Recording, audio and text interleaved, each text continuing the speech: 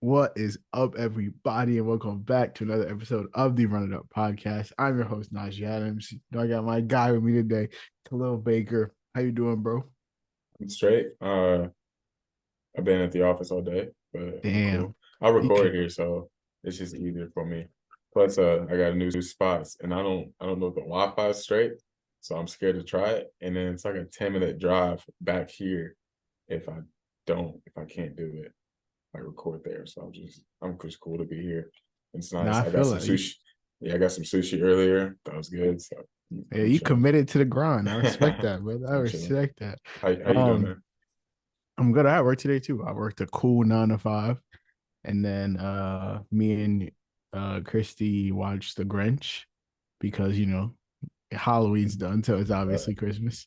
of Um, course, yeah, pre-Thanksgiving. exactly. We watched The Grinch. We made food, Trader Joe's vibes, and then I prepped for the pod, and now we're here. So well, it's been a cool little day. Cool little day. Um, Fortunately, Justice couldn't join us today, but my son will be back for one of the next episodes. Better But be. today, he better be. He gotta be. Like he gotta be. I have not talked to my guy in Zoom person in a while. Um, but yeah, today we're talking NFL midseason awards because it is week 9, right? Week 9, which is crazy that it's already week 9, but it's week 9 of the NFL. So I feel like that's a good enough week to do midseason awards.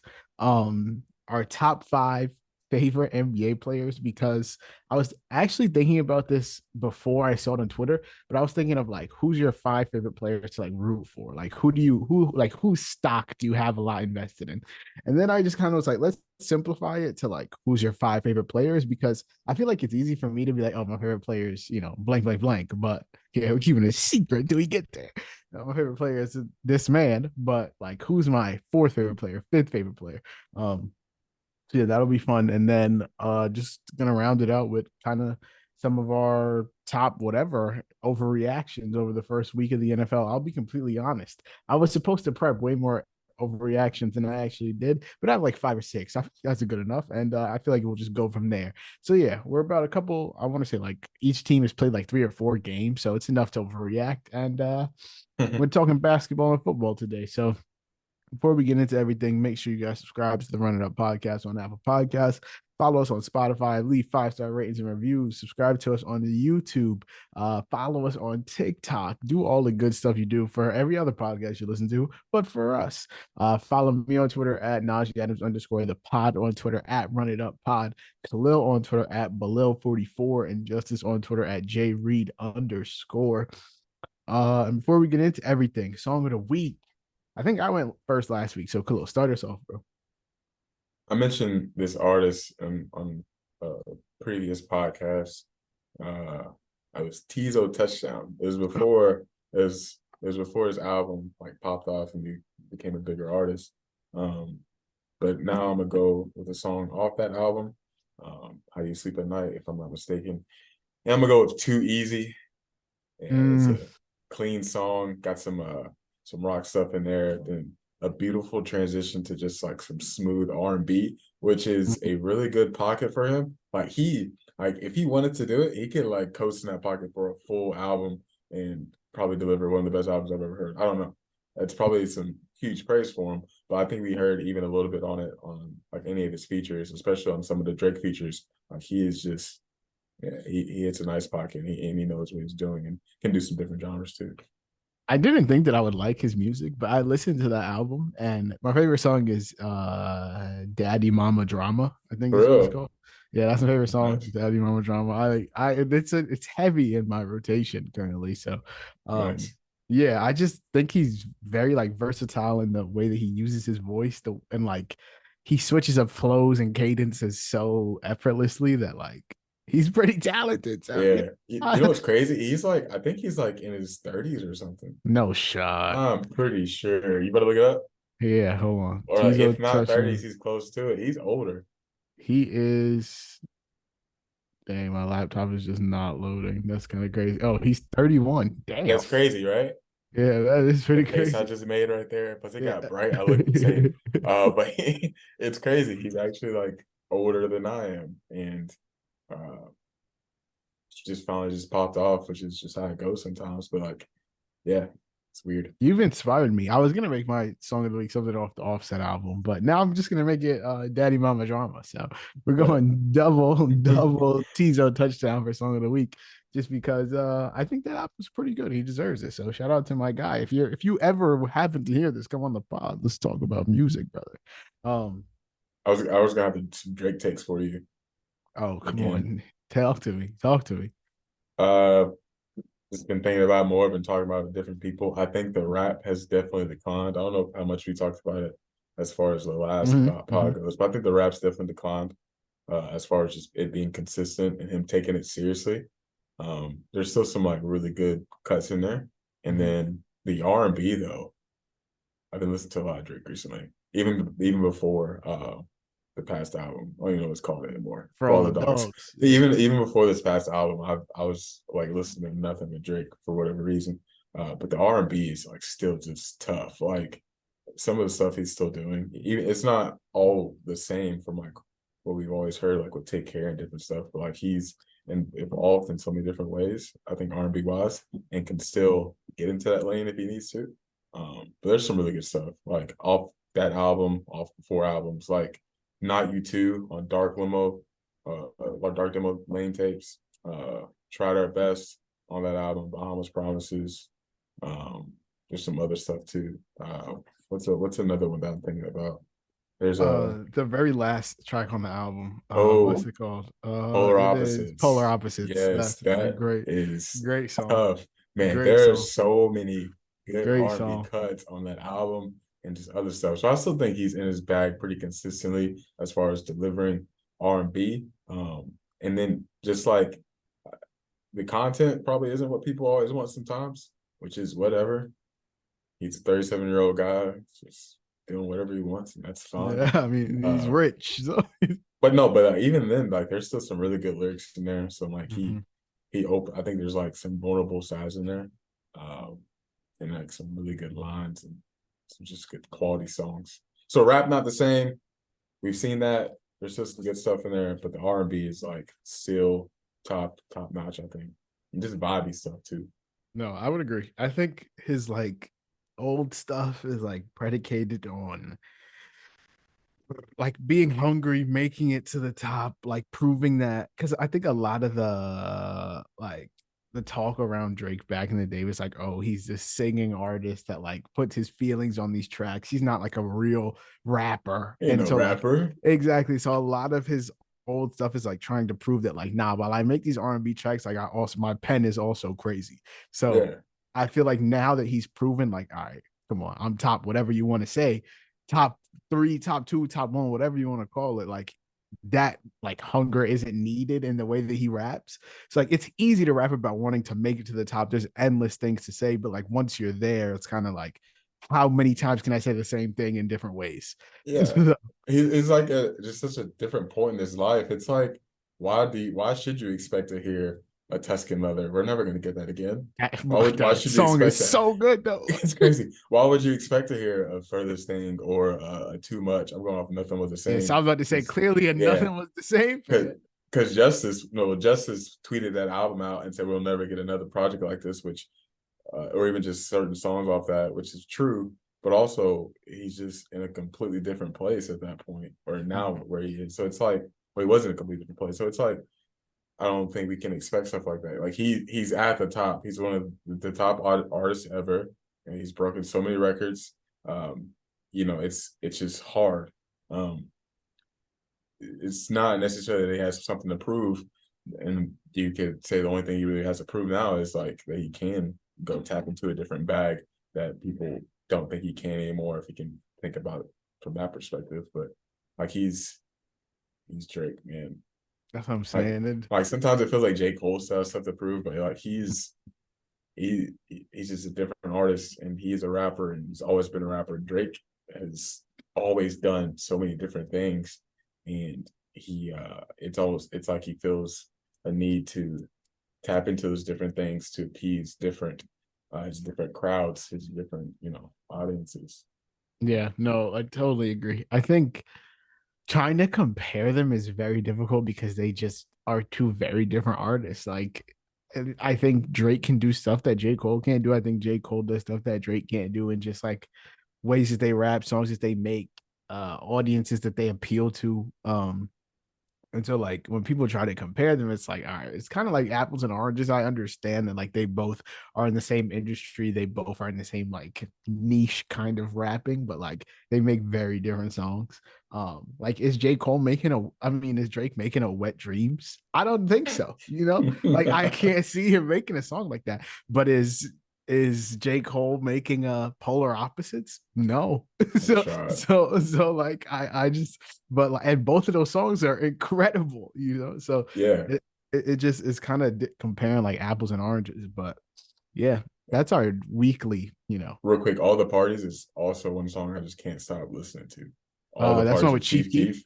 That's a Yes. great song. Yeah, it's That a is a great song. great song. That bottom half of the album is gold. Yes, man. Sorry, I just keep thinking about it now. Hours in Silence. Great, Love that song off the great. Her Loss, of That's what I'm course. saying. People saying that this is his worst album. I promise you it's not. It's not. Yeah, man, there's just good stuff on here. And I'll leave it at that. Boom. And so there's our weekly rap Drake talk. So we could just dive on into our midseason NFL awards. Like I said, it's week 9. Titans Steelers are currently playing as we're recording this. So I apologize to Khalil off air, but my guy is recording while his team is playing. I know that's a tough thing to do, especially when you got a new franchise quarterback. Don't say But that to me. You're gonna get my hopes up. Don't do that to me. I'm not like I called him tweet one today in the tweet. Like I'm just messing around, bro. Like it's fine. Um, Great performance from him last he week. looked That was great. He looked awesome. He great. looked he looked great. He looked comfortable in the pocket for the most part. He looked calm. He stood in there like he just stood there. He's a big dude. Like he's tall, very strong, obviously. But he stood in the pocket pretty tall and just delivered some really good throws. Attacked down the field, which is a big part of our offense, obviously, because we are primarily a running offense, and we're going to use that play action as much as we can. And Diop had a huge day. I think he gives us an element that we need as far as he can be mobile, but he also has a strong arm, can make some just ridiculous throws. So it was a great performance. It was an amazing debut. It's not like perfect. I'm not gonna say he's the best quarterback in the draft. I'm not even gonna say he's top 3. Oh, But it was we're being conservative. Okay. yeah, it like we've seen more from other guys like Yeah. over a longer span. Even now, Bryce Young is starting to hit his pocket. AR was really good. Had flashes, really good flashes. And I was high on him even coming in. And then CJ Stroud is. We'll talk about CJ Stroud later, I'm sure. So Yeah, I'm glad you are because I was seeing like other people's and they were saying like some crazy things, but what did they uh, say? uh I mean, I think you can give it to Puka, right? Like that's fine. Puka, Well, it's not a crazy thing, but like I don't know. Like the guy who I was listening to, he didn't even mention CJ, and I was like, all right, what are we doing here? What are we talking about it's here? a Texans So team that no one had expectations for. We were calling that team, especially the like receiver room, a uh, bottom receiver room in the entire league, like a bottom that's what I'm 5 or whatever. saying. Like um, we were calling. I for sure was not a fan of their draft decisions as far as like trading up for Will Anderson and a CJ Stroud. Like I can be transparent there and say I was wrong because they're both popping on film. They're both doing Mhm. great things in the game, and they're 2 huge building blocks and 2 out of 3 of the most important positions in football. So, like, how do you not mention him? No, I mean we might as well since we're here, we just gonna start with midseason award, offensive rookie of the year. Um, for me, it's CJ. I think Puka is a reasonable choice. Like he is breaking rookie records for receivers, and that's great. But I think when you see a guy come in and dominate the way CJ has, like so early in his career, in the hardest position in professional sports, I feel like that deserves a little bit more recognition. Like he single-handedly changed the outlook of the Houston Texans. Like that's what GMs look for in the draft, like culture changers, guys who come in and immediately make you like a respected team, a contender. And obviously the Texans are a couple years away. They're a couple years away from being contender status. But like, if when you look at the leaps that they've made from last season to now, I think all that can be tied back to CJ. Like similar to what Joe Burrow did for the Bengals, Josh Allen did for the Bills, Mahomes did for the Chiefs. Like take them from to all right. We know that these guys are coming in the upcoming years. Like we have to worry about the Texans moving forward. Um, I think obviously everyone's locked in on the most pass attempts without a pick to start an NFL career. It's not like he's got insanely good weapons. Tank Dell, he's a 5'10 third round receiver. Robert Woods has been banged up. Nico Collins was a third round pick. Dalton Schultz got him from the Cowboys. Does anyone think Dalton Schultz was this elite tight end option? I don't think so. So, CJ has made a lot with what he's got. He's got the second highest passer rating on third down in the entire NFL. Texans average the 11th most passing yards per game. Last year, they were the second worst offense in the NFL. So, like, just the strides that he's made for this team have been incredible. He's 13th in passing yards. That's above guys like Lamar, Geno, Dak, Russell Wilson, Joe Burrow. Fifth in yards per attempt. So it's not like he's a check down artist. Like he's airing it out. He's got more yards per attempt than Josh Allen, Justin Herbert, Jared Goff, Kirk Cousins, Pat Mahomes. 9-to-1 interception ratio. Like I just don't know how he's not talked about as one of the people are talking about him as like one of the 12 to 15 best quarterbacks in the league, and he's played 8 career games. So I feel like that alone warrants an offensive rookie of the year. And don't get me wrong, like I said, Puka's been great, but there's a difference between the level of difficulty in playing quarterback and playing wide receiver. So for me, it goes to CJ. Yeah, so my rookie of the year. So sorry. Did I mess up anything? No, why would you? All right, cool. Sorry, I was playing with my computer here. My offense rookie of the year is also going to be CJ Stroud. Just like a high, like playing like a high level veteran quarterback who you can tell that the offense completely trusts him, coaching staff trusts him. They're pretty much giving him the keys. They don't have much of a running game at all. They've had some success here and there as well, or like recently, but pretty much it's on him and really good scheme. He's doing a phenomenal job processing the whole field, full field reads. He's throwing with a lot of anticipation.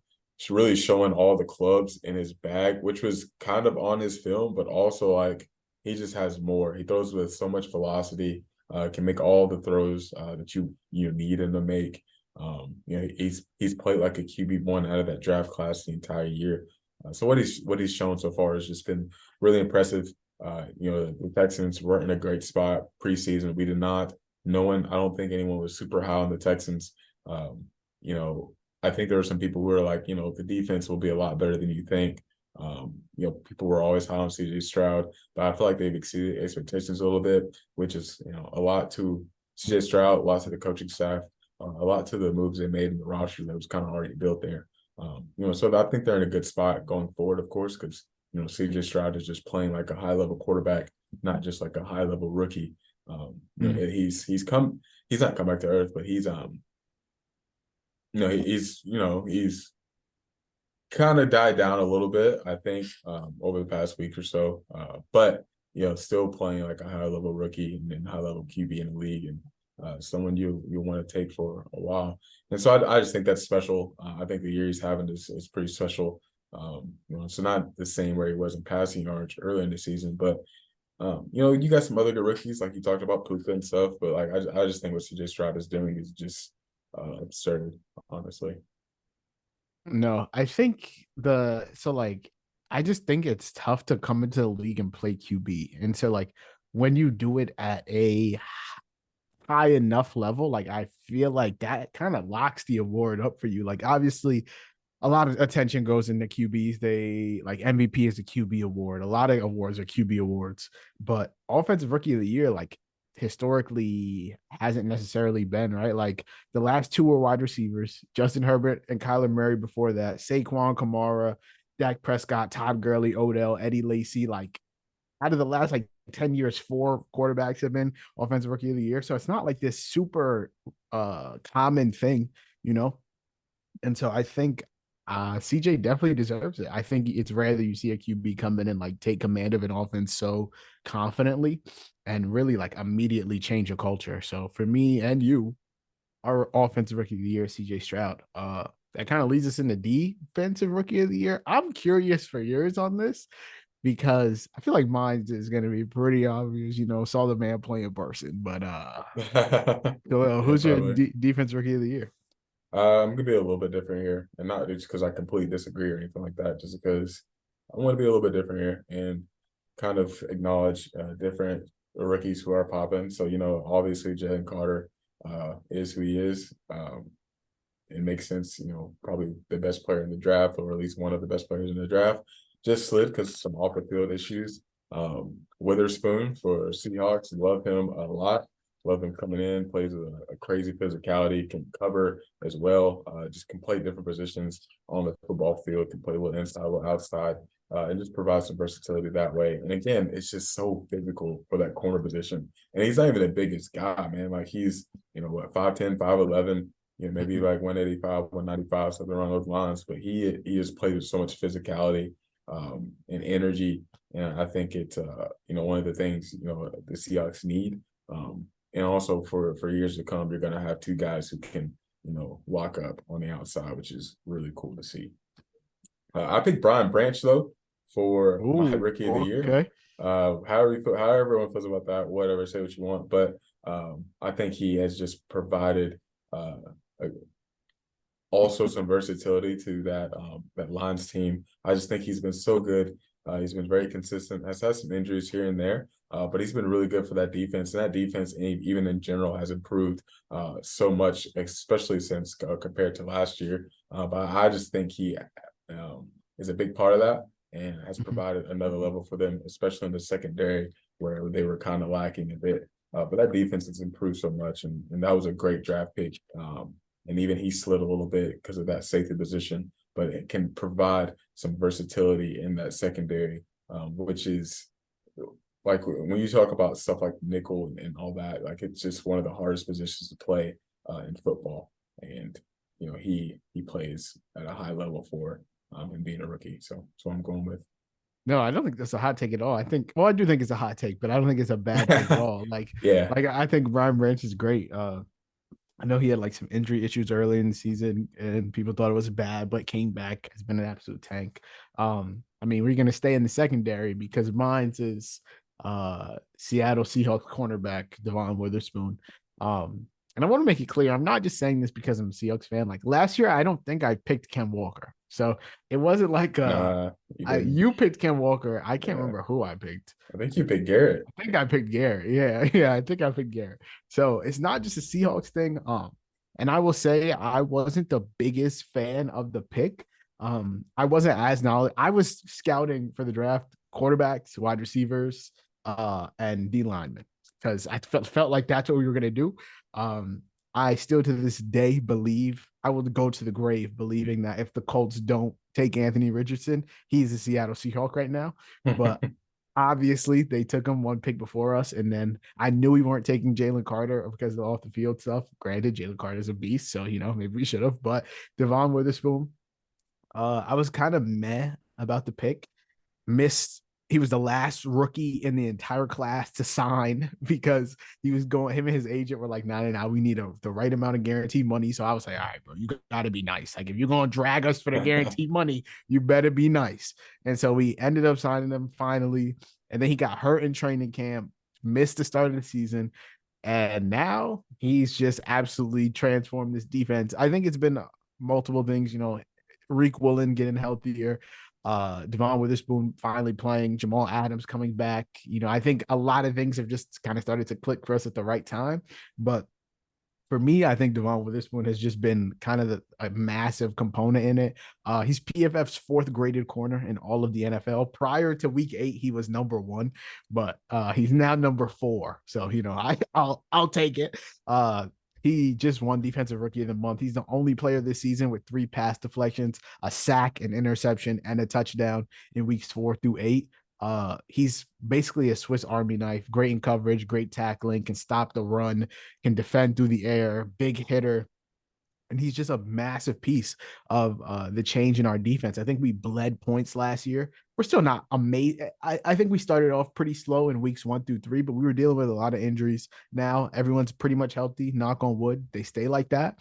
And between him, Julian Love, Quandre Diggs, Jamal Adams, Reek Woolen, Trey Brown, like I think the Seahawks have a very, very good secondary, and I think he's a massive part in it. So for me, Devon Witherspoon wins my defensive rookie of the year. But I think this draft was super talented on both sides of the ball. So I Yeah. think it goes a bunch. It can go a bunch of different ways. I guess that kind of takes me to OPOY, which I feel like is a. I don't know. I was kind of torn. I wasn't torn, but I knew who I wanted to give it to. I just didn't know if maybe I wanted to give him a different award, uh, and be like different. But I decided to not be different. My offensive player of the year is Tyreek Hill. Okay. Um, I think this is a damn near as much of a lock as you can get as long as he stays healthy. Between him and CMC, I think. Christian McCaffrey obviously is tied for like the most consecutive touchdowns in consecutive games. It's like 16, 17, something crazy. AJ Brown has also been incredible the last couple weeks. He's Yeah, the he's coming, first, dude. yeah, He's coming, bro. first receiver with like 5 consecutive 125-yard games or something like that. It's crazy, crazy stats. But for me, it's Tyreek Hill. He's first playing the Super Bowl era to reach 1,000 yards in his team's first 8 games. He's got 1,014 and 8 touchdowns this season. He finished last year with 17, 10, and 7 touchdowns this season. I mean, last season. So, he's 600 yards off his previous year's yardage total, and he's already got more touchdowns. He's averaging a little bit over 126 a game. He's on pace for 2,155, which would obviously shatter Megatron's 1964. Uh, every defense in the league plans for him. Doesn't matter. He's a game breaker. Dolphins lead the point NFL in points, and put up over 60 yards per game more than everyone else, and he's a massive component in that. Um, and just overall, I think he's probably I don't think he's the best wide receiver in the league. I think that's Justin Jefferson, but I think that he's probably the best playmaker in the NFL. As soon as you get the ball in his hands, you know something good has happened, and he's absolutely electric. He can turn a 2 yard slant into a 70-yard touchdown, and there's not many guys, if any, that can keep up with him on the field. So for me, my offensive player of the year is Tyreek Hill, but I would love to know yours, by the way. Mine is not gonna be Tyreek Hill. Um, Ooh, I think he's been amazing, and he's gonna continue to be that way. And honestly, probably should be him. Maybe if it stays on track. Um, I'll let you know it is between CMC and AJ Brown. I had trouble deciding between the two. Both guys offer a lot to their offenses. You could say that the 49ers would not be as successful as they are without a guy like that. And AJ Brown just providing such a dynamic weapon on the outside, just a dynamic, like it's crazy to think, he's putting up the stats he is in such an offense like that, but it also kind of makes sense. Like you can't. There's so much to choose from as far as like how to defend them. I think he's He, even more important for them this year than he was last year because like right, Jalen is struggling a little bit more. And to yeah, like to have that safety blanket to just be like, listen, I'm throwing it his way. We know he's coming down with it most of the time is like super helpful for them right now. right. And like the offense hasn't been like they've been really good and they put together some really good quarters and we finally see them actually putting together some games. But the offense hasn't been the same, since Steichen left and there's something just missing. I guess like it just feels like some type of continuity or something lacking that offense, but they're still the Eagles, still dominant. And I'm gonna go with AJ Brown for this decision. I just it hurts to say I wish he was still a Titan. Um, I'm in a fantasy league with some guys, and I'm in a few fantasy leagues, but this is one I'm in, and I try to trade for that guy every single freaking day. I love AJ Brown. He is just he's a huge receiver, super big, super strong, super physical. Can pretty much do everything on the football field. He can run the routes. He can go up and grab those 50-50 balls that turn into like your 80-20 balls or whatever. He can, Mm-hmm. do some stuff after the catch as well. He can play across the middle, play outside. Like he is a guy that can do it all. And he's really, helping this Eagles offense out like a lot, like you just said. And the stretch he's on right now is just kind of ridiculous. What we're seeing. I mean, I think if it continues, like he's really going to give guys like Tyreek Hill and CMC a run. And I'm just going to put my faith in the AJ Brown, maybe my first or second favorite receiver in the league right now. Who would be your top three favorite receivers in the league? Favorite receivers? Yeah. It's between Chase and Jefferson, their top Mm-hmm. two, for sure. And I think I want to know. I think I know who I want to go with for my third, which is like super boring and basic. Um, but it's I love Zay Flowers coming in, by the way. So I'll just mention Zay Flowers, but it's probably Mm-hmm. just gonna be Jefferson. Super boring three, super basic three. But those guys are three different receivers completely, but dominate in so many different ways. And when you actually run an offense through them, or you game plan your offense around these guys, you just see some ridiculous numbers put up. And that's what we're seeing. Chase is starting to get that going too. Yeah. Finally, that Bengals offense, and then we've seen Jefferson for the past few seasons just look like that. So it's yeah, those are three of my favorite guys for sure. I think my favorite three would be Chase one. I'm just a massive Jamar Chase fan. Thankfully, Love that guy. the Bengals are starting to use him in different ways and just, hey, go run this nine on the outside. He's in the slot. He's, getting matched up with linebackers, obviously taking advantage there. So I love me some Jamar Chase. Probably Justin Jefferson too, and then Garrett Wilson. I'm a big Garrett Nice. Wilson guy. I'm a big Garrett Wilson guy. I don't So blame you. um yeah, so those are probably my favorite three. But yeah, wide receiver is probably one of the most loaded positions in all of football. So there's a ton of guys to like. And we both have wide receivers as our offensive players of the year. DPOY was really tough for me. There wasn't necessarily a guy that like super stood out to me. It was between Miles Garrett, TJ Watt, and Michael Parsons for me. Um, Miles Garrett's been pretty dominant, 8.5 sacks, 20.1% pressure rate, which is third in the league, second in QB pressure, seventh in run stuff, 10th in tackles for loss.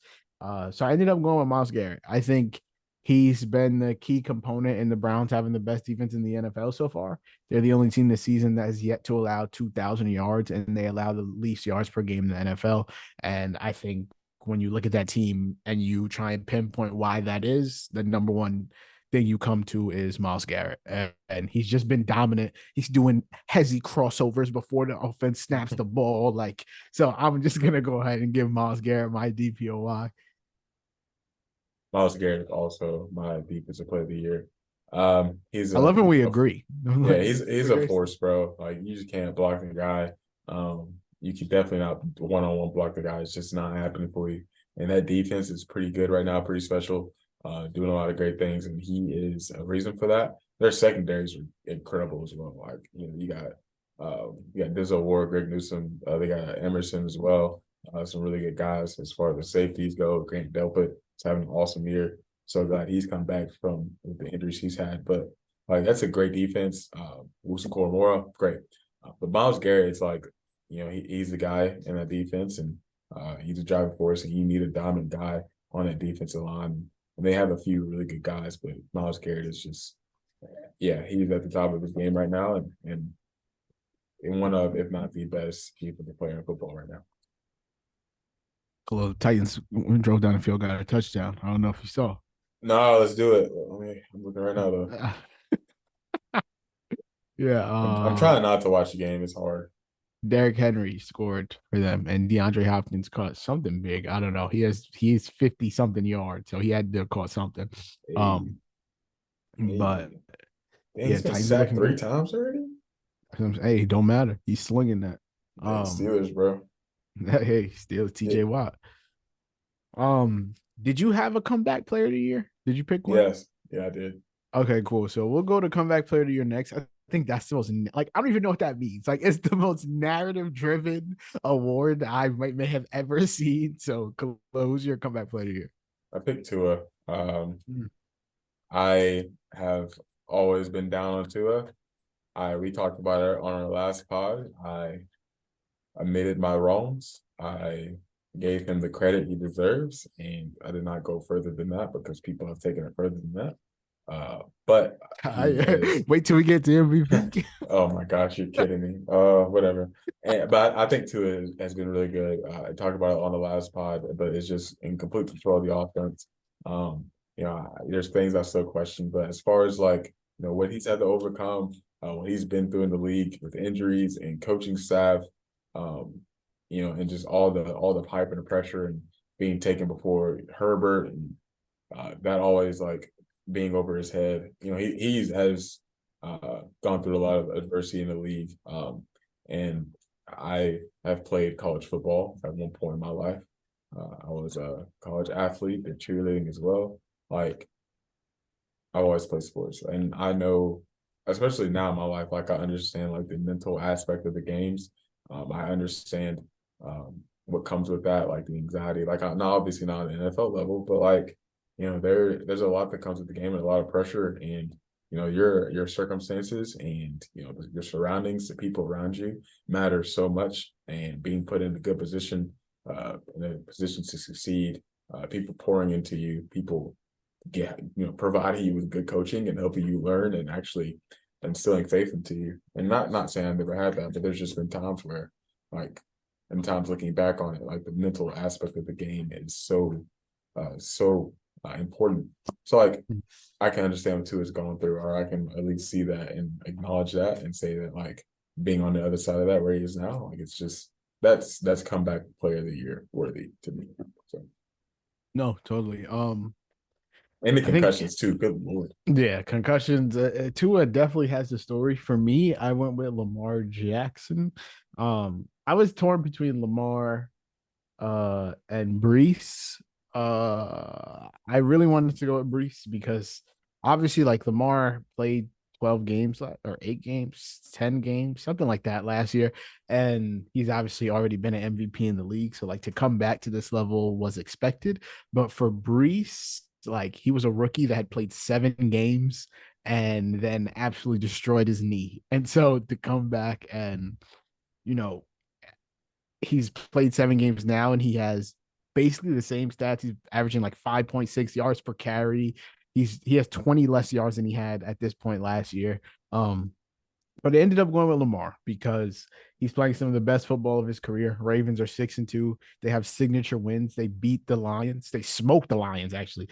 They put up 28 on the Browns. They beat the Bengals. And he's playing with like lackluster wide receiver play. Rashad Bateman's in and out. He seems to have come back around, but started season pretty bad.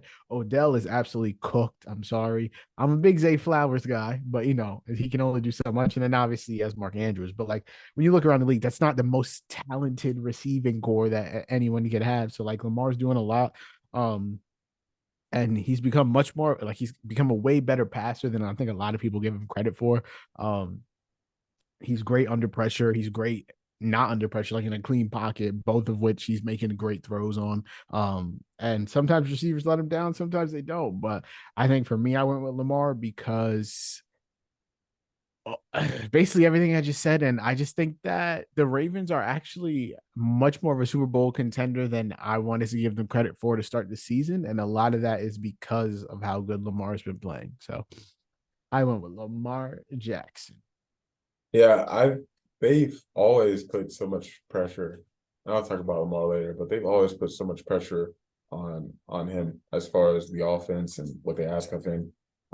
Especially like when the passing game didn't look the way it looks now. They provide a lot more support in that, just as far as the weapons and those weapons being healthy at least, and then also just like the scheme, coaching, and positions they're putting him in. So he's still carrying the offense to an extent, of course. But they've always asked him to do that, and he's just had like some injuries here and there. The team hasn't always been as talented, or coaching, or the defense was acting stupid. So there's been some different parts in it. Yeah, I get you. Yeah. You said you're going to talk about Lamar later, which makes me very excited to hear Yeah, what award that is for. Um, I guess we have MVP and Coach of the Year left, so we'll go Coach of the Year. Um, for me, I went Dan Campbell. It was between him and Mike McDaniel for me, to be honest, but I ended up going with Dan Campbell because obviously, like, there were expectations for the Lions coming into the season. People thought they'd be better because they ended the season really well last year. And but like you still have to come out and perform, like all that is great. The expectations coming into the season is great. But there were also a lot of people like, come on, it's the Lions. The Lions are gonna do what the Lions do. And they still might end the season on an absolute dumpster fire of a game. But like as for right now, halfway through the year, Dan Campbell has got these guys with the second best record in the NFC. And I think signature wins are important, like over teams that, and you see this a lot in like college football, but like over teams that are actual contenders, right? And so like they beat the Chiefs in week one. Granted, it's week one. A lot of crazy stuff happens in week one. But when you look at the Lions like body of work at the end of the year, they're going to have a win over the Chiefs, and that's gonna matter. And so for me, I think that's massive. And he's got these guys playing extremely great football on both sides of the ball. Top 12 defense, and they have the second best offense in the NFL in terms of total yards. And I think when you look at that offense, like people are ready to write off Jared Goff. He looks pretty great. Amon-Ra St. Brown's obviously a superstar. Jameson Williams is starting to come on. Sam Laporta, great in the draft. The best rookie tight end we've seen in a while. Um, David Montgomery was playing great football before he got hurt, and Jameer Gibbs is, I believe, a superstar. So, like Beautiful. they're just they have a lot, and Dan Campbell is coaching them extremely well. And so yeah, for me to take a team that has expectations and actually live up to those, I'll give you Coach of the Year for that. What about you? Um, I've been pretty mad at the Lions recently, or this entire season for the most part, because of how they featured Jameer Gibbs. Mm-hmm. I'm They let saying him. They that let him go last game though. yeah, I'm saying that as partly because like I'm a fantasy owner of Jameer Gibbs.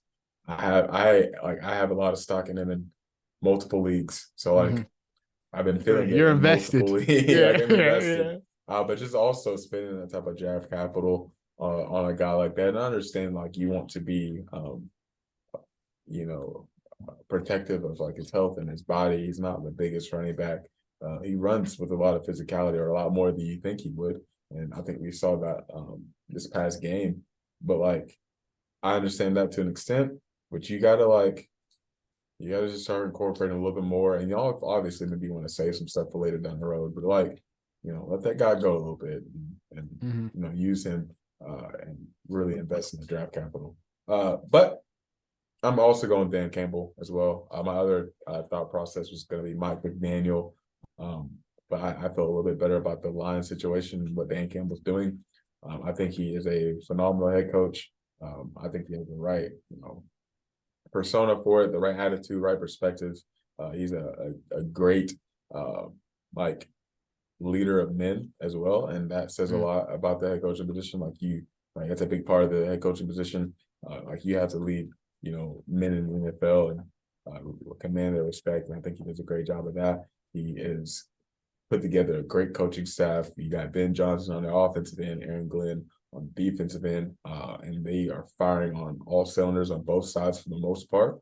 So I think he is in a great position to win this year, Coach of the Year. Lions are obviously they had a lot of momentum coming out of last year and really have done a great job this year and really improved in a lot of different ways. And still, like I still don't think they have like completely have like the superstars, the marquee guys, but they got a few guys who are like some ballers, obviously.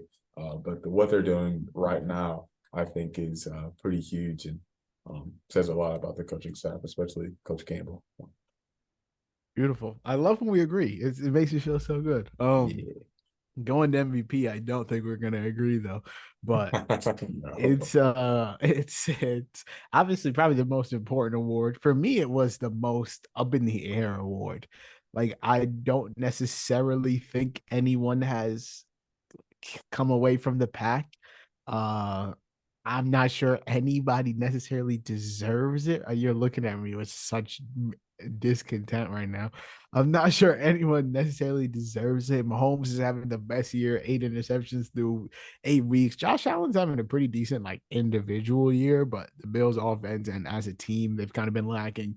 5-3 with losses to the Pats, Jags, Jets. Honestly, probably should have lost to the Giants as well. Hurts hasn't been great. So for me, I landed on Tua Tagovailoa I as hate you my so much. as my MVP.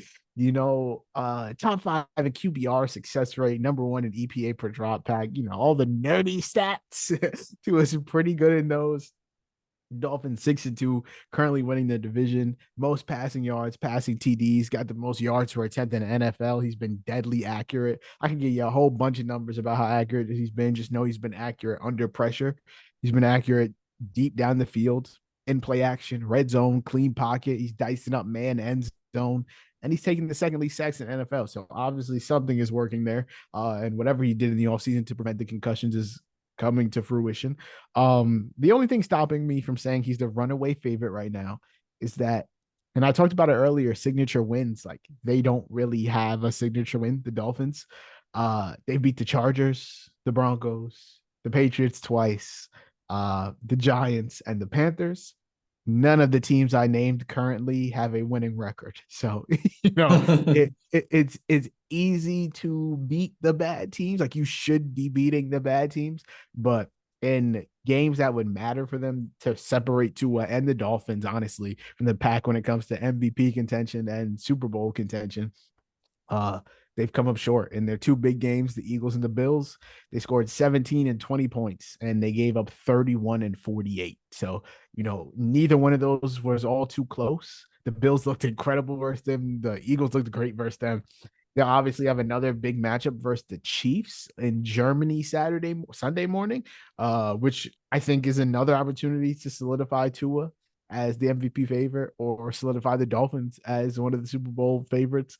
But if they have another shitty showing, then I'm probably gonna have to take the He's done. I'm probably gonna have to take the L on this one. He's done. I'm probably gonna have to take the L. Yeah, but it's tough to when like people decide MVP at the end of the year.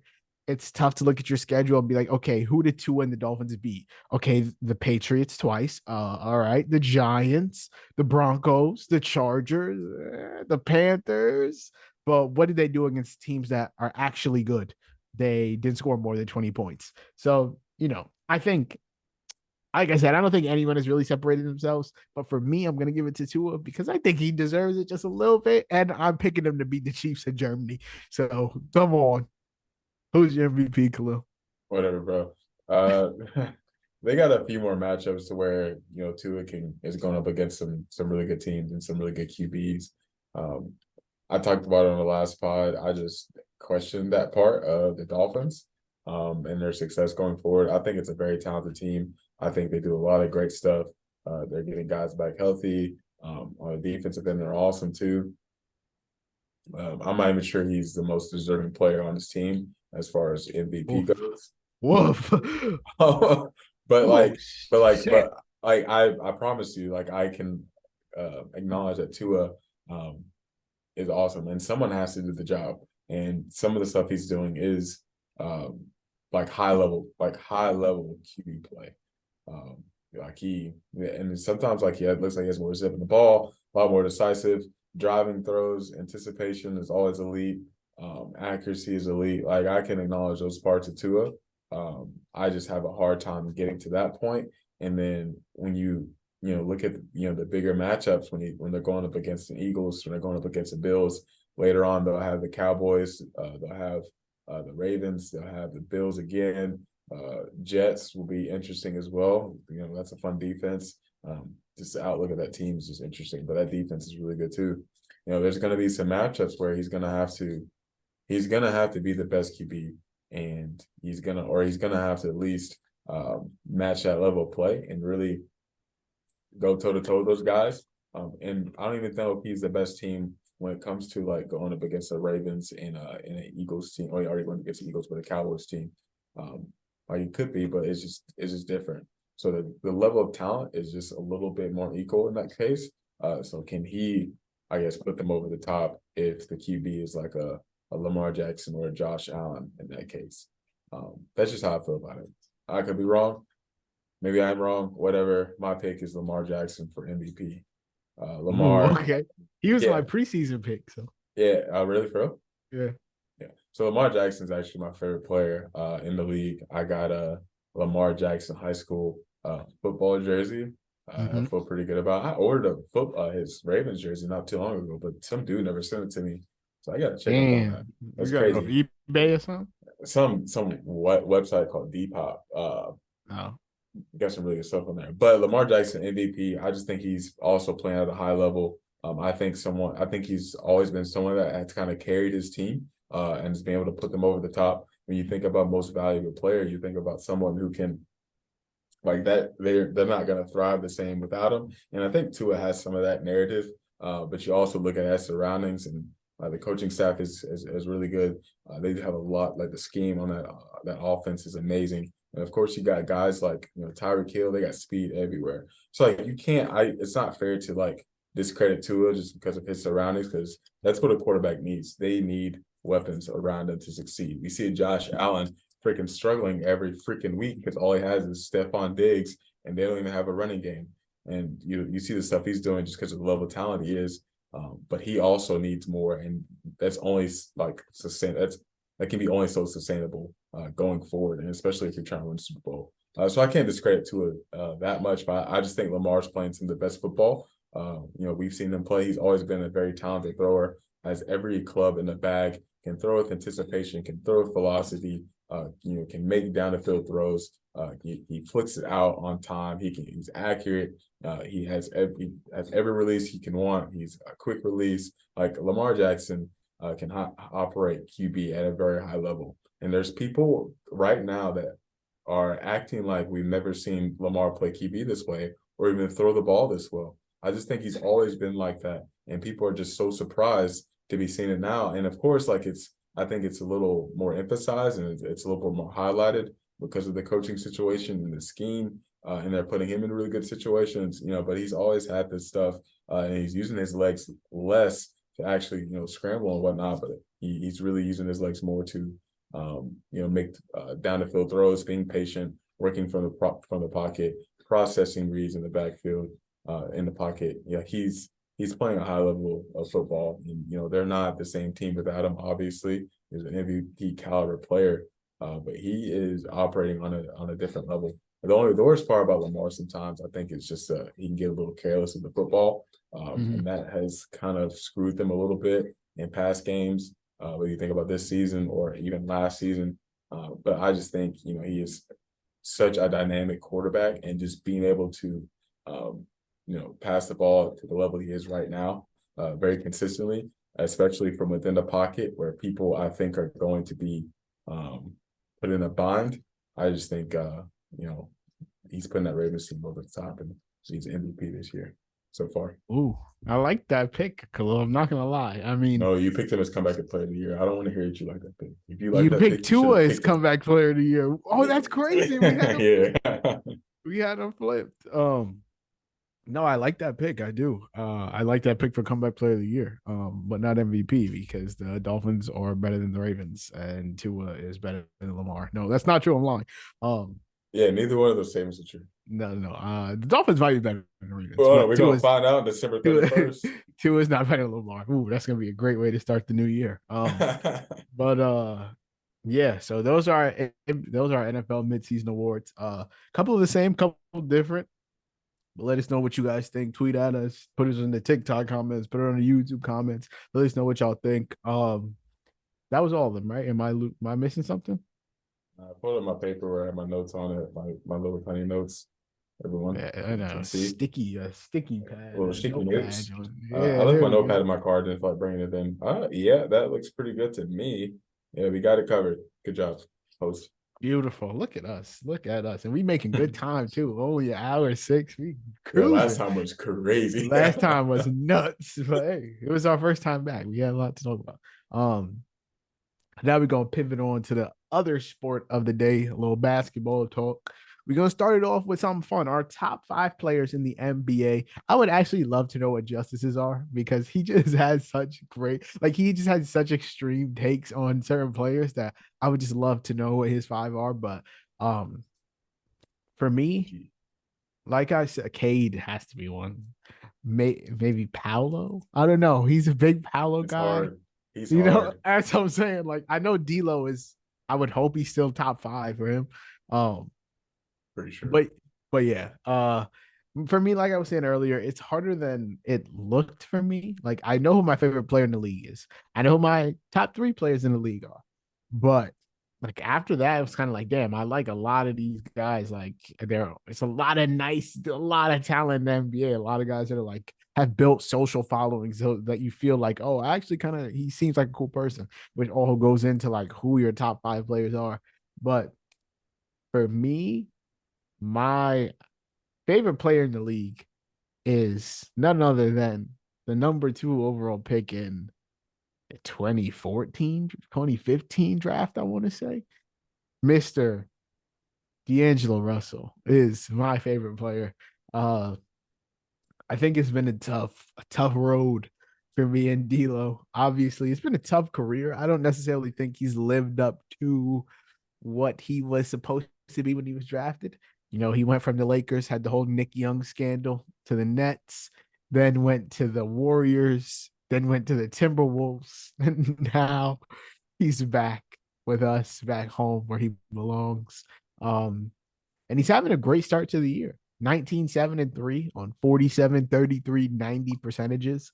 And hopefully, obviously, that 33 goes up. You get more around that 38, 39, maybe crack 40 again range.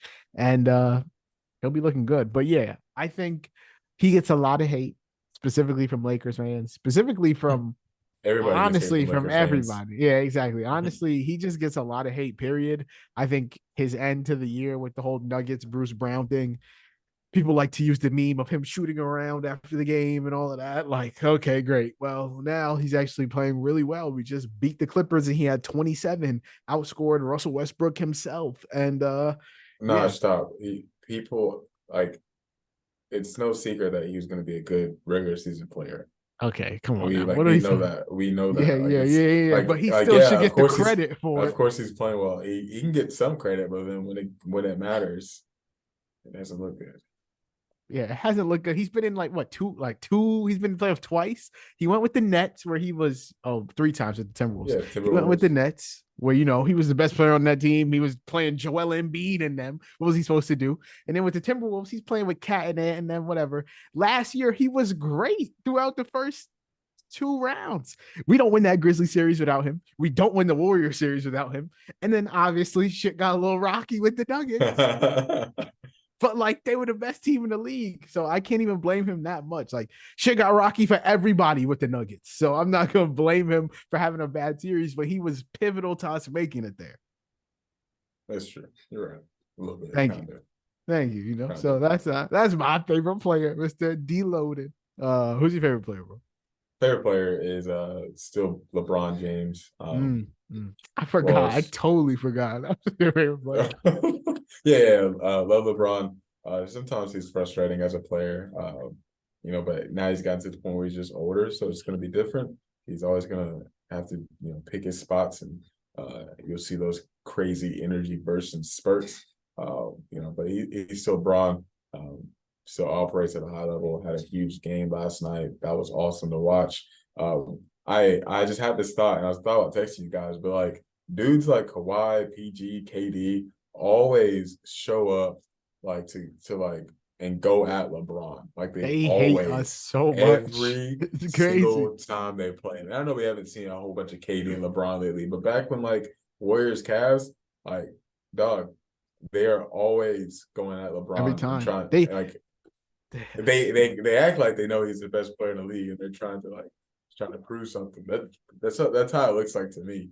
Um, but I just think that's kind of awesome. It says a lot about the player he is and when he's meant to, this generation, when he's meant to basketball as a whole. You still got guys like, and they're all like older now, but it's just to see them playing still high level basketball and him playing the way he is, being as old as he is just pretty great to see and something we'll probably never see again. But he went toe to toe right back with them last night, and that was awesome. Like he didn't stand down, and that's great. Like he showed up and he was huge. Hit jumpers, hit important shots. It was great to see, and he's still one of my favorite players. He'll be my favorite player until he retires. So 38 years old. Will be 39 in a little while. Did he have a triple But double last night, or is he was pretty close at least?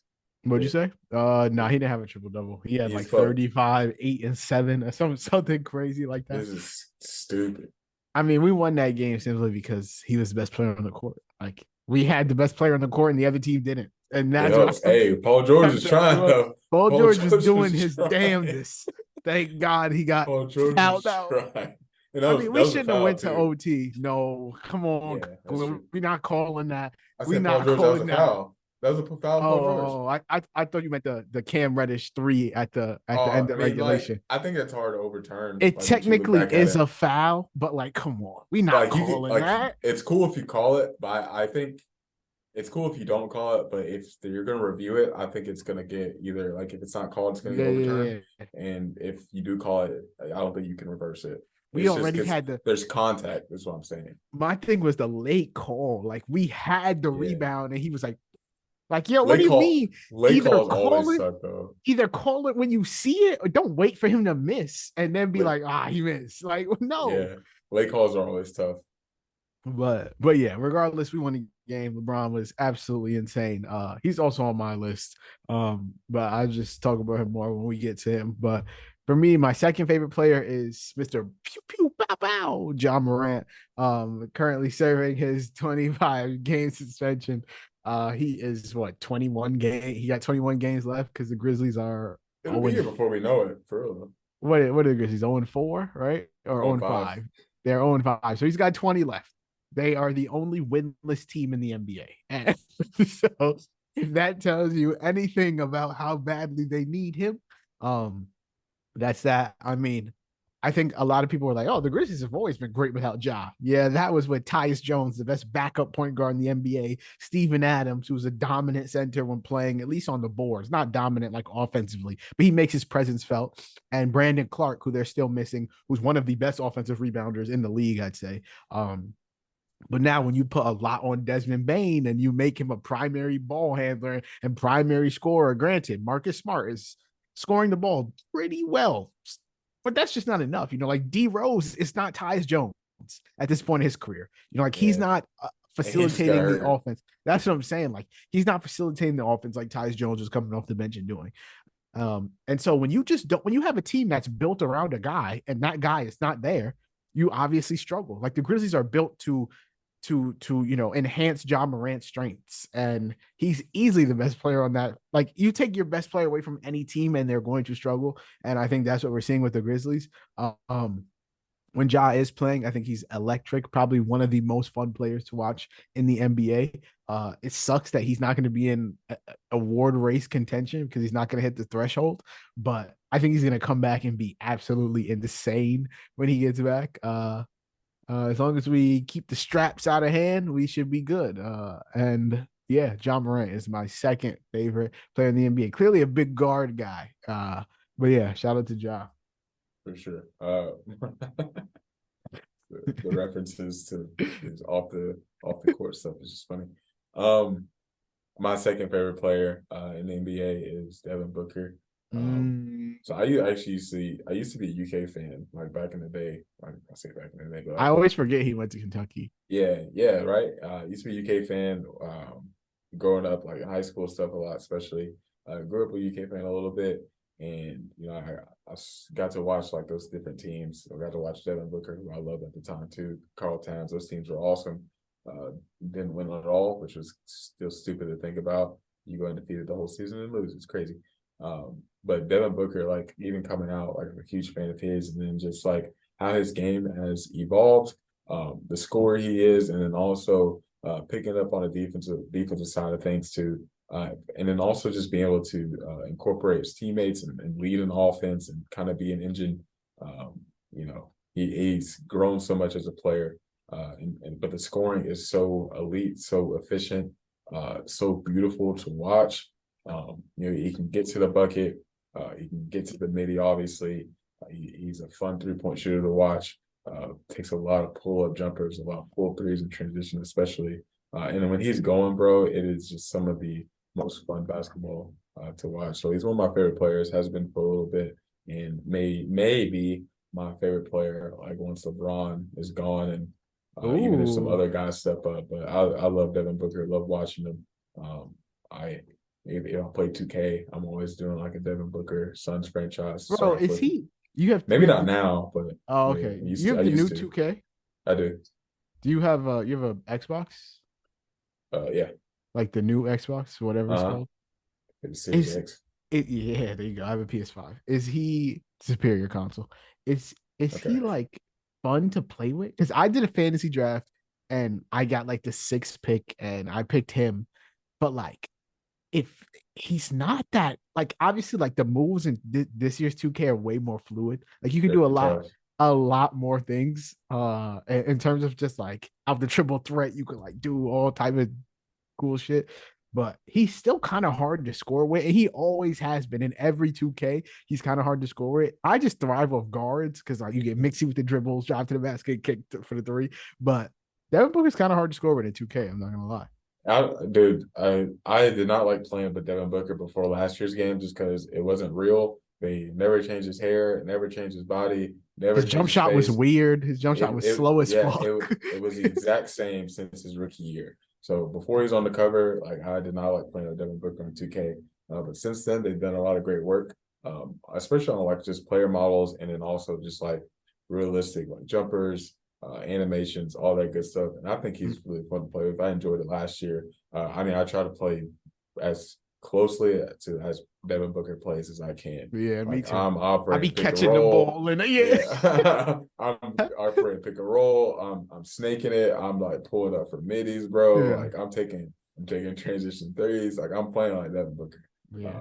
So Now I I'm get a lot catching of. it on the screen, coming down, pull up from the free throw line and So into the post. yeah, I get a lot of enjoyment out of it.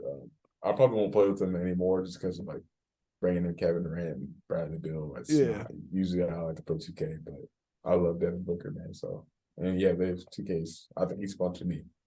Playing Yeah. with on 2K. Pro tip if you play 2K, the new 2K, and you do like a my league, go to like it's the it's the era before this era. It's like the Kobe era, I think it's called. Whatever the one is where it's like LeBron and D Wade and all of them. Oh, it's the LeBron era. Yeah, it's the Go to LeBron era. it's the LeBron era. Do the LeBron era. I did a fantasy draft. Listen, man, he ain't that good no more. But Russell Westbrook in the LeBron era Oh, is for tough. sure. I'm telling you. I had like 45, 9, and 8.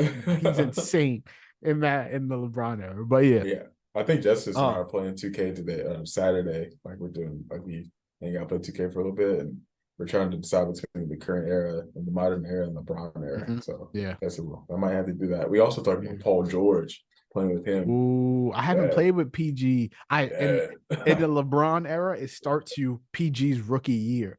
So oh he's on my team. I have Russ, Rudy Gay, and PG, but it's rookie PG, so he can't yeah, like he not doing nothing. But he still got some of the PG animations, right? Or is he yeah, like he got good animations. He lock up, but like his jump shot isn't necessarily. He's not as like fluid and mixy as like right, current PG is because he's 20 years old. So, right? but like it's still cool to just have rookie PG with 21-year-old Russell Westbrook. Yeah, the centers in that era are horrible though. My center is Yao Ming. He plays 10 minutes a game because he got hurt. So I it was is about what to it is. say, But yeah, 2K tangent, gotta love it. My third favorite player is Mr. LaMelo Ball. Now, I tweeted this earlier. My LaMelo stock is in the absolute fucking toilet because he's just started so bad. Like I needed to deep dive into why he was bad. So I was looking into it and let me tell you what I came up with. So he's averaging 16, 8, and 5 on 31, 27, 82 percentages. 27% from three is horrific, by the way. The Hornets are 1-3. He's tied for third in points on the team. LaMelo's tied for third in points on the Hornets with Brandon Miller. He is the third worst field goal percentage on the team. Now, I think what it is just like he just needs time to readjust to the NBA game. He only played 36 games last year. His last game was on February 27th. So, it's been a long gap in time between the last time he played professional NBA basketball and now. taking a deeper look at like his shot profile, he's got the highest usage rate of his career, 32.8%. So it's not like they're not giving him the ball. Like he has the ball in his hands quite a lot. His free throw attempts are up 5.5 attempts per game. His previous career high was 3.4. So like he's getting to the line. He's just struggling to finish through contact. Like he doesn't have a single and one this year through 4 games. And that sounds like a crazy thing to say because it's like duh, like people aren't just getting and ones, but like that was one of his strengths. Like his previous 3 years, using the 84th, 64th, and 48th percentile amongst point guards when it comes to and one percentage. So like that was a part of his game. Like he was getting fouled and still finishing through it. This year, not happening at all. The thing that I think is the most like dreadful for his performance so far is him finishing at the rim. Like he's getting to the basket so much more. Like 41% of his shot attempts would come at the rim, which would damn near double his percentage last year because it was 23. He's cut down on the deep middies, which obviously why you're either go to the rim or take a three. A deep middie's doing nothing for me. You might as well hit a step back at that point. So the fact that he's cut down on the deep middies is great, but he's taking less threes. He's just not finishing at the rim. Like he's shooting 38% at the rim, which is 14th percentile most point guards. His career low before that was 53%. So like 38% at the rim is insanely bad. Like Yes. horrible, like absolutely horrible. So you have to think that like eventually he'll get some like positive regression there. If his previous career low is 53%, he's at 38. Like we at least got to get into the 45s, 48. So hopefully when LaMelo starts finishing at the rim, that making the easy one, seeing the ball go through the hoop, he can start to kind of play inside out and then start hitting some threes, bring that 3-point percentage up from 27. So let's go for 35. Let's go for 35, 36, and we'll be all right. But yeah, that's the thing with LaMelo. Still one of my favorite players. I think his ceiling is absolutely insanely high. You're kind of seeing his floor now though. And even then, it's not that bad, putting up 15, 16, 8, and 5, still a versatile guy. But we need to get a little bit closer to the ceiling, my boy. Need to get a little bit closer to the ceiling. Yeah, I think it'd be all right, man. It's especially just based on what you talked about and some of those stats. It's just getting back into the swing of things, being out for a while, just getting used to basketball again at that point. That's what it sounds like, at least. I don't think there's any cause for concern at that point. Nah. Yeah. We're at 3, right? Yes, sir. I am going with Kyrie Irving for my third player. Ooh. Have we Man, said all guards? I No, you have said Braun. Braun. You said Braun. You said Yeah, Braun. man, Kyrie Irving is so fun. Also, just one of the other guys I'm like doing 2K stuff with, whether it's like trading for him or doing a fantasy draft. But the style of basketball is just beautiful. It's on a whole other level, and probably the most aesthetically pleasing to watch out of all the guys in the league. He can do pretty much everything on the basketball court. Um, it's just an elite style of basketball. It's just one of my favorite to watch. Probably mostly started with the LeBron days, of course, being back in Cleveland, and it's really just carried over since then. Of course, his career hasn't panned out the greatest since leaving Cleveland. There's been some tough moments, and especially some tough off the court moments. But I think Kyrie Irving is just one of the most pleasing basketball players to watch, and unfortunately, we haven't gotten the best of basketball out of him, but hopefully when he gets back healthy this season, we can get some really good moments with him and Luka for sure. No, I'm a big Kyrie fan too, especially his on the field work. He's great. It's crazy. Yeah, great. I absolutely adore him as a basketball player. The Would fact love. that someone can have so many counters, like a counter to everything. Mm-hmm, He has a counter to everything that you're gonna throw at him as far as being a defender. Like mm-hmm. I play a very low level, like competitive brand style of basketball against like people. Like I play church league basketball or pickup basketball. It's not great. Guarding people though, like What position who you have play, Khalil? huh? Just in What? basketball, I play Yeah. small ball 5. Okay. All right. You be Yeah, rebounding. I I see you play got some muscle. I know you be boxing yeah. out, rebounding. I see. Yeah, I play small ball 5. I'm in a league with Justice. We're on different teams. Oh shit. They drafted this dude named Rusty.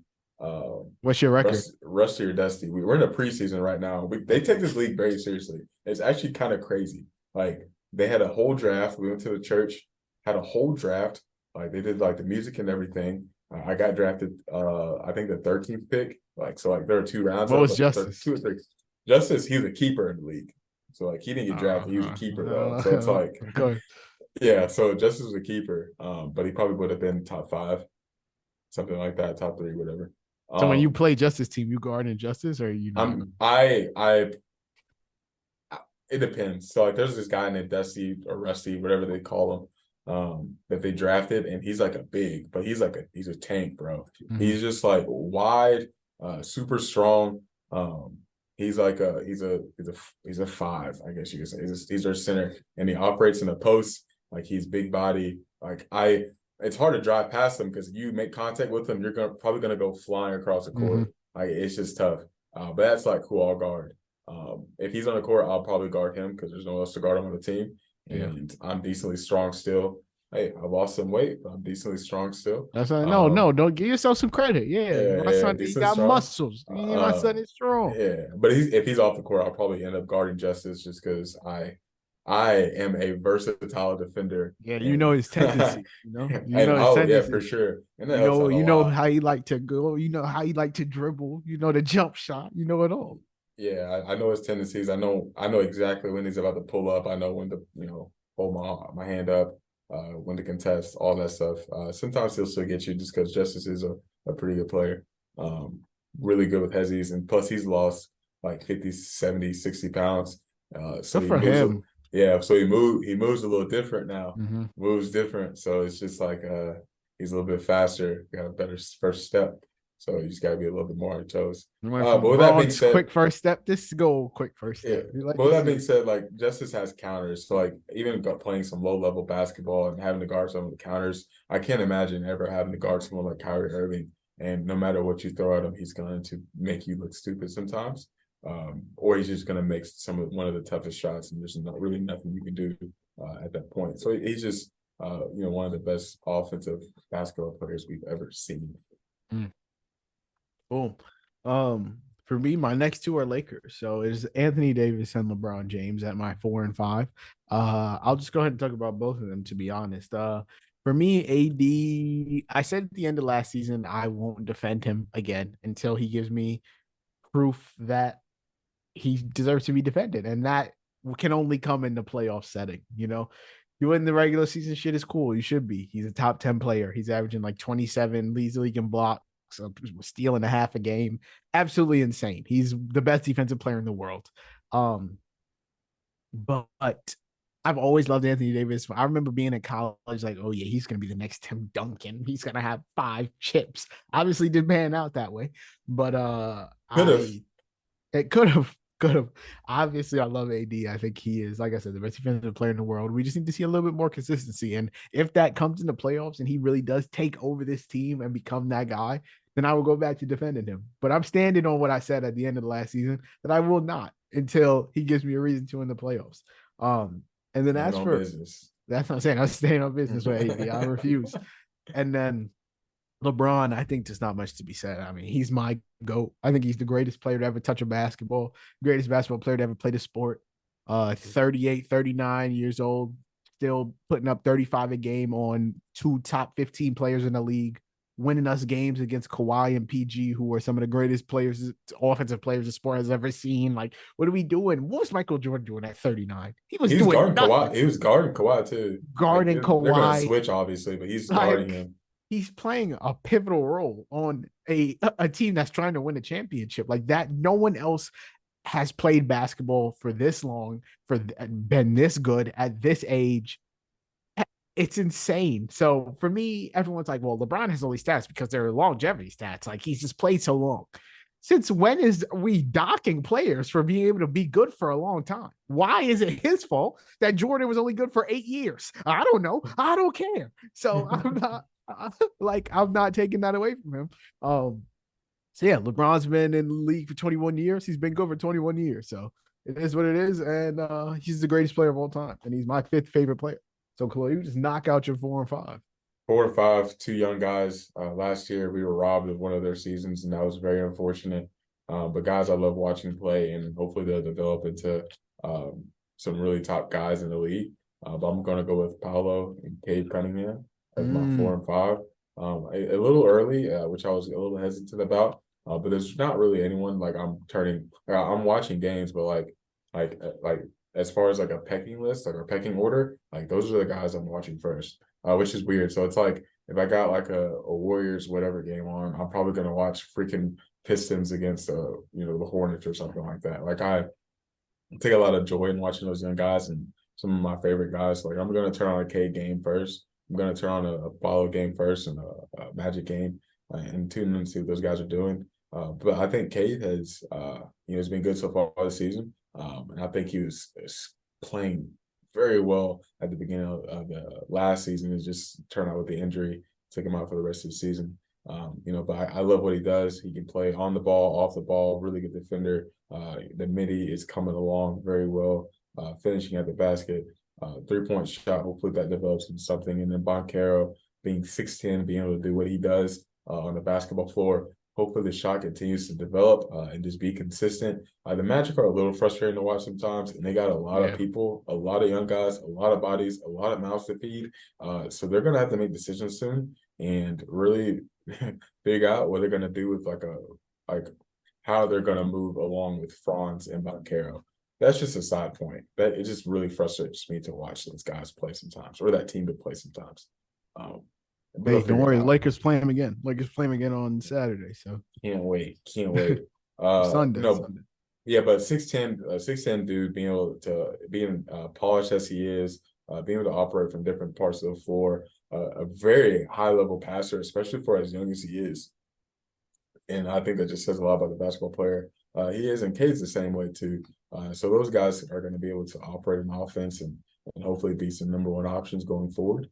I think their franchises obviously depends on that and depends on them really panning out to be some top players in the league. But those are two of my last two guys I like. Honorable mentions real quick. We got Scoot, we got Keontae George and Brandon Miller as far as some younger Oh, the guys, just to young shout out guy. a little bit.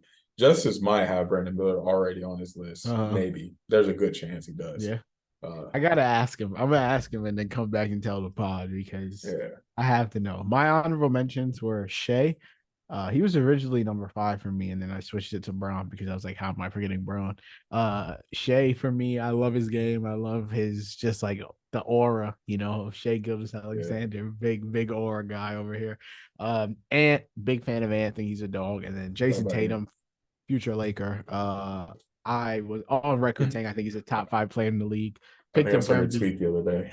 Picked him for MVP this season. He will be a Laker in 2026. Khalil, don't you worry, brother. That man was built to be a Laker. He wants to avenge. He wants to be with Kobe and team and just be a Laker. So it's gonna be great. And yeah, those are our top 5 players. So I got a couple overreactions here that I'm gonna run down for you. All right. And first, actually, the first overreaction is going to be Clipper based because kind of in the theme of what we're talking about, they've obviously acquired James Harden. So overreaction or not, are the Clippers now the best team in the NBA with James Harden? No, they're not here. Best Oh, team. okay.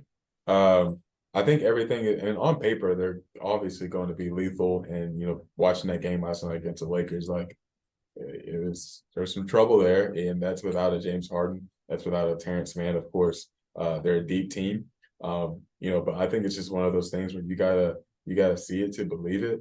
We've never seen them have a full bill of health, and it's been one of the more disappointing parts of the NBA just because it would have been nice to see that team at a full strength and what that looks like. Um, but I just can't believe that right now. And they're still gonna have to defend Jokic at some point. They're gonna have to beat the Nuggets. That's gonna be difficult for them, and that's a Yeah. high-powered machine right there. The Lakers are us, and the Lakers also weren't at full health either. So we got to see what that looks like. And I think they have a lot of guys who can throw a lot of bodies at guys like Kawhi.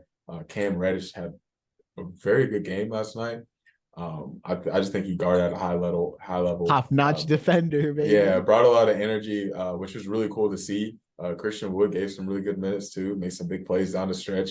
Like I just think there's some deep teams in the West, and um, the Clippers don't really deserve a lot of respect as far as like, oh, we should garner them as one of the top team, well, not well the top team in the NBA, just because they got three guys at their core who aren't dependable basketball players at this point in their careers. Whether it's injury, whether it's sabotaging your way out of a team, or because you don't want to be there, whatever it looks like. I just think it's hard to say they would be the best team in the NBA right now, personally. But No, I very mean, good and very scary. I think that they are. I think with Harden, I think they have a lot of tough shot makers as is, right? Like Kawhi, obviously, he gets to the spot.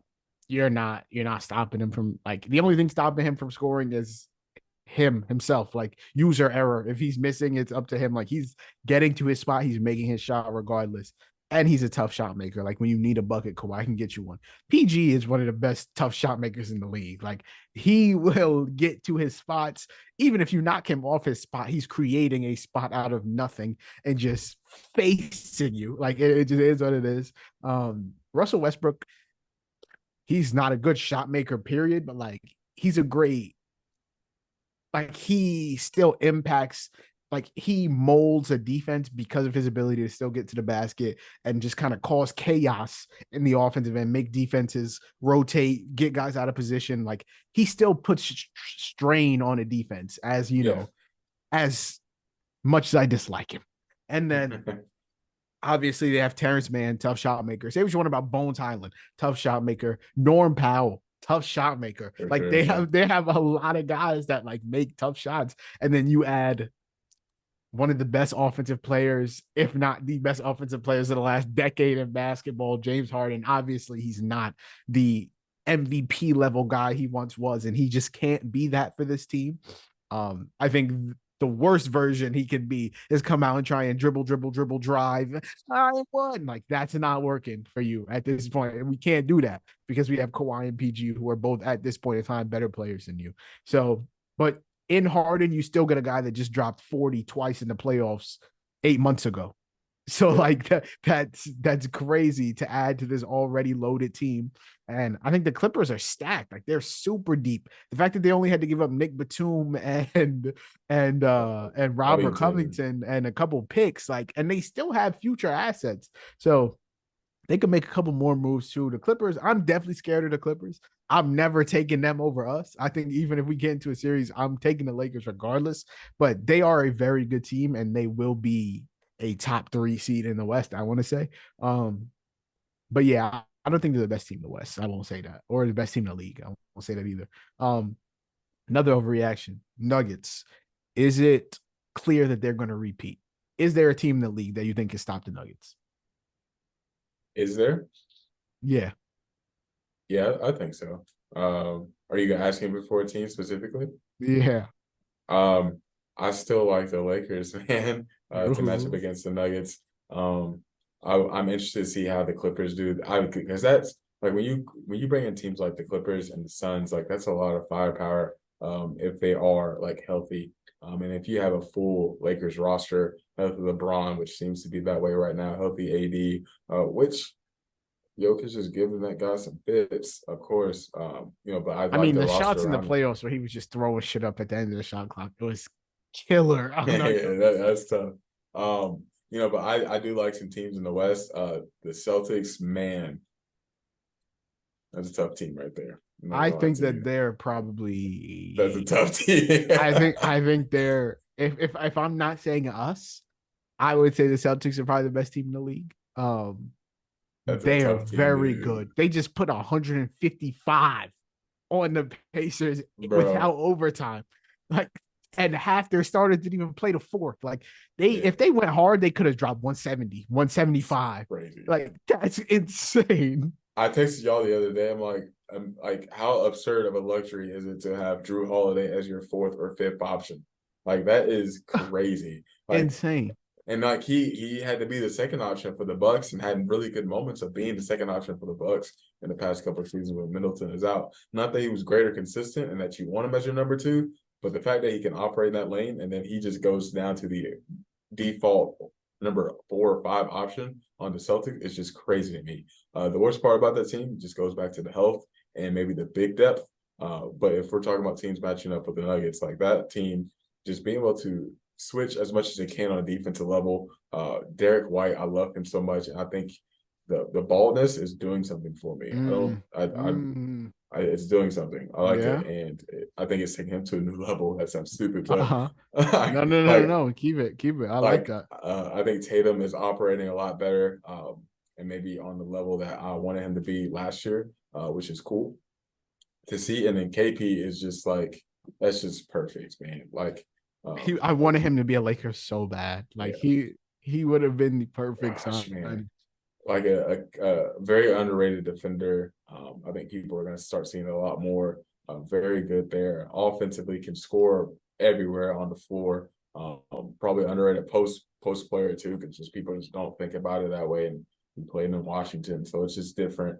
But KP is adds a whole other a dynamic to that offense, and then you got Jaylen Brown, who will be the second or third option some nights the first option. So it's just like that team is just crazy to me on paper. And if they're healthy as well, they can match up with pretty much anyone in the NBA. Jokic is going to give anyone fits. That is a problem within itself. But there are some teams I think that can give them trouble. It just depends on how it matches up. And that Mm-hmm. West is they're gonna take themselves out. So we're gonna see how it goes. But yeah, Yeah. I don't think I it's clear. I said before the season, I think the Celtics would run away with the East, and I think the Bucks are cool. Obviously, you've seen they've struggled to start the season, got blown out by the Hawks. They lost again last night to the Raptors. I don't remember who Uh, beat them. yeah, I think I want to say it so. was the Raptors beat Pretty them. sure, yeah. Scotty And freaking Barnes, man. and so like things don't look great in Milwaukee right now. Obviously, I think they'll figure it out. When you got two top 8 players in the league, you're gonna figure it out. That alone is gonna win you a lot of games. So I think the Bucks figure it out. But all in all, I think the Celtics gonna run away with the East. In terms of like player award overreactions, is Luka Doncic gonna run away with the 2024 MVP? Dude, I thought about him so much in my when we talked about MVPs last time. I really thought about it. Um, So did I. I just didn't think like they'd be 4-0. You know? Like, I still don't think they'll I don't think the team success will be there all the way, or mhm, unless he's just like just continues to have this crazy season. Like it's gonna have to be continue to be just insane for them to 100%. be like a top 4, 3, 5 seed uh in that West. And I'm thinking probably 5 or 6. Unless like health will probably play a part where they can slide into one of those top positions, which I feel like I wish I would have factored in a little bit more just because like Booker's just about to play what his second game, right? Like he's Yeah, just about to play they're a playing second right game. now. Yeah. Yeah, so it's like health is gonna be huge and the Clippers or something's gonna happen at some point where just resting himself. LeBron's not gonna play the full season. It's just how it goes. I'm not wishing any injuries on people, of course, but it's just how it goes and it's a long season, right? So I wish I would have factored in more. I need Booker to start playing more to feel a little better about my pick there. That would be really nice if he could do Mm-hmm. that. But I would like to see it a little bit more sustained, especially as the season goes on and teams start to settle in a little bit more, and you really figure out, and teams really figure out where they are and who they are. So I'm gonna give it some more time before I go too crazy on a MVP campaign for Luca. Unless like teams go with a 6 or 7 seed for an MVP guy, whatever. No, yeah, I think right now it's easy to say it because they are 4-0 and they look pretty decent. Like even last night when Luka wasn't great, they were without Kyrie. They still found a way to pull out a win, which is like big for them. Like I think the Mavs are obviously at their best with Luka is being Luka dropping 35 and 9 and 12. But on the nights where he has 22 and he can't really get things going, can the guys around him step up and still get a win? And last night they did, which is massive for them. Right now he's averaging basically 34, 11, and 10 on what 50, 42, 72 splits, which is absolutely insane. He's attempting 11 threes a game and making 51% of them. So I mean, if we're doing that all season, then yeah, give him the MVP. But I just don't think that that's the case. He's never shot higher than 35%. This would be a far and away career season for him. But yeah, I think he's definitely in the running, but I think the Mavs are gonna cool off. I only have two more overreactions. The first one being that the Grizzlies just won't make the playoffs this season. They're not off to a hot start, and like 20 games will be here before we know it. But it's also like it's hard to catch back up, That's a man. tough handicap, It's you hard to know. catch. It is tough. Do I have the NBA teams up on my thing? So yeah, I got them up. All right, so like, we already got. I mean, Pelicans are 3-1 right now. They're four in the West. Pelicans look fine. They have their injuries too. I like that team still, but I think they're gonna be more of a bottom West team. And you still got the Mhm. Clippers, you got the Thunder. I feel like the Timberwolves and Kings are gonna make their way back up, and then you have the 2-2 Suns. Like it's just gonna look different. So I don't think it's an overreaction. I don't think it's an overreaction to say the Grizzlies are gonna miss the playoffs. I don't think so, honestly. When I just look at Yeah. the rest, um, like just having to catch up unless something just goes like completely switches, but just having to catch up that way in the West already being as tough as it is, play in is going to be something, but like play in is super fringe, so it's just like I don't think it's overreaction. I think starting 0-5 is a very, very hard thing to come back from. Now, granted, the Lakers were like, what were we, like 0-7 last year? Yeah, it We was were like tough. we were like 0-7 last year, and then we beat, I can't remember what team we beat. I want to say it was like the Rockets or something. We beat some crazy team. Then Andrew Nemhart hit a game winner on us and the Pacers, and things got bad. But then things got good. But for the Grizzlies, 0-5, they're already 2.5 games back of the 10 seed. And so, like, that doesn't seem, oh, 2.5, 2.5, great. But, like, when other teams are winning, also, like, those games don't, like, those games, that's tough to mount a comeback on. Take it from us last year when the Lakers were, 5 games back, 4 games back. Like, every night we needed to win. And, like, we needed help from other teams. Like, people had to lose. Da, da, da, da. Like things have to go great, damn near perfect for the Grizzlies from here on out. Like Ja has to come back and they just have to go in on a streak. Like they just have to take off after that 25 games. If they end that 25 games, they're 0-5 right now. If they ended what 5-20, I don't know, Man, 10-15, like that's insane. that's still a big hole to try and come out of. Um, But yeah, I think I don't think it's overreaction either to say that the Grizzlies will not make the playoffs. Like, especially because the West is just loaded. Like the West has so many good teams that they're gonna have to play on a night to night basis. And even the East, like there's not that many pushover teams. Like the Yeah, Rockets are not, you're not just gonna blow out the Rockets. The Spurs are not that bad. The Trailblazers have 2 wins. The Jazz have 2 wins. I think the Kings are just a good team. The Timberwolves, great. The Mavericks, obviously great. The Magic, the Pistons, like the Bulls, the Raptors, like they all claw, they all fight. Like the only teams that you're probably gonna walk over are the Hornets and maybe the Wizards. The Heat are 1-4 right now, but like you obviously fear the Heat. You see what they did yeah. last year, made the finals and from the play-in, so people are gonna give them the benefit of the doubt regardless. But yeah, I It's gonna think be tough. things might get dark for the Grizzlies. And then my last overreaction was is Tyrese Maxey going to make his first All-Star team this year? Because he's been really good. The Sixers, I want to say they're 3-1 because they just beat the Raptors. So they I don't know if it's updated on NBA.com, but they're 3-1 because it hasn't updated, but they just won like 10 minutes ago. Tyrese Maxey has been playing out of his mind. I think them taking Harden away has really allowed him to like kind of blossom into the player that everyone thought he could be.